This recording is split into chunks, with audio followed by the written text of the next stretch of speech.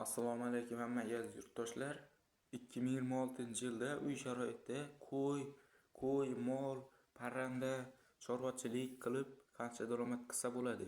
O'zi 2026-yildan 2028-yilgacha boqgan molni sotsa qancha rasxod bo'ladi qancha foyda bo'ladi? Bu videomiz aynan shu haqida bo'ladi. Videoga like bosib, kanalimizga обязательно obuna bo'lib, videoni oxirigacha ko'ramiz, chunki bu videoda Moskva oblast va Sankt-Peterburgga hamyurtlarimizga 10 yillik stajga ega ishonchli dokument xizmatini taklif etamiz. Registratsiya, turdovoy dogovor, spravkalar va boshqa dokument xizmatlarini taklif qilamiz. Muhim eslatma: hozirda Amina ilovasi to'liq ishlamaganligi sababli registratsiyangiz yo'q bo'lsa, ushbu xizmatdan foydalaning. Ekraningizda telefon nomerlariga telefon qiling yoki WhatsApp yoki Telegramdan murojaat qiling. Mol boqish sirlari, qo'y boqish sirlari, parranda boqish sirlari, qo'y boqish, qo'chqor boqish, hamma uy hayvonlarini qanday boqiladi 2026-yilda, qancha rasxod ketadi, qancha foyda qilamiz, hammasini mana shu videoda aytib o'tamiz yurtdoshlar. Sizlardan bitta like kanalimizga obuna, videoni oxirigacha ko'ramiz, chunki bu video sizlarga foydali bo'ladi aziz yurtdoshlar. Videoni oxirigacha ko'ramiz, ma'lumotlarga ega bo'lamiz.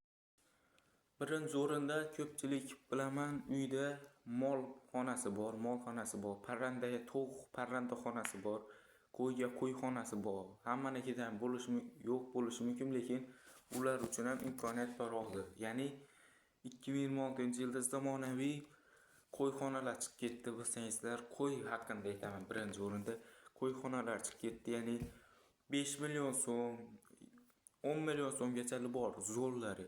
5 million so'mlikida 5 ta 6 ta qo'chqorga joy bor. O'shandan bitta olasiz.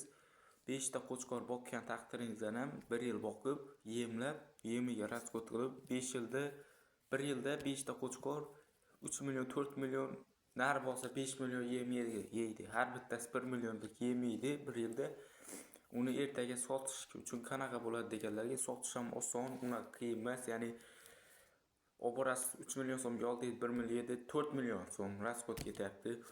Yana obor sotasiz, 8 millionlarga sotasiz. Ancha foyda qilsa bo'ladi aziz yurtdoshlar. Ikkinchi o'rinda qo'yni qanaqa qilib boqiladi? Uy sharoitida qo'y boqish uchun birinchi o'rinda qo'yxona. Aytdim, shu 5 ta qo'yligini olasiz. 3 ta qo'y 2 ta yoki bitta qo'chqorchani qo'yasiz yoniga. U sizga 1 yilda 3 ta qo'ydan 3 ta ya'ni qo'zichoq paydo bo'ladi. U degani siz o'zi 4 ta boqib 7 ta qilyapsiz 1 yilda. 3 ta ko'payapti. Uni sotgan taqdiringizda ham ancha daromad qilsa bo'ladi yurtdoshlar. Donasini 5 million so'mdan sotib olsa bo'ladi yurtdoshlar. Qo'ydan ham normalniy foyda qilib qo'ysa bo'ladi. Ko'pchilik qo'ydan baraka yo'q deydi, eng katta baraka bu qo'yga. Videoga обязательно like, kanalimizga obuna. Bu ma'lumotning ikkinchi qismini keyingi videoroliklarda chiqaramiz. Sizlar обязательно like, keyingi videolarni nima haqida yozib qoldiring.